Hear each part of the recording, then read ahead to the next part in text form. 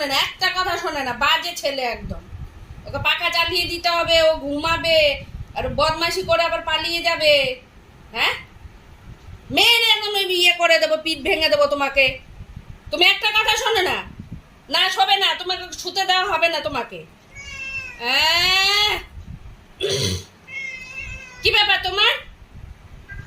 কেন হিসি করে গেছো কালকে বিছানায় চাদরের উপরে? হ্যাঁ, কে কাচবে?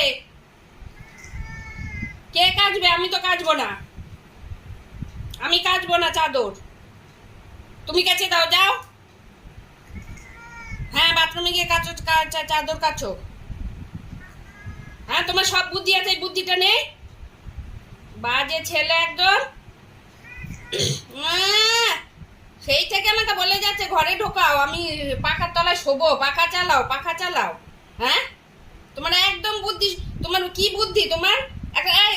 একটা লাঠি দে, একটা লাঠি দে, দড়ি দে, আজকে ওকে বেঁধে রেখে দেবো, ওকে খাবার দেবো না আজকে, ও বাজে কাজ করে।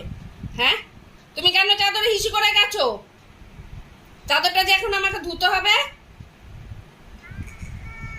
কেন হিসু করেছো চাদরে? কেন করেছো?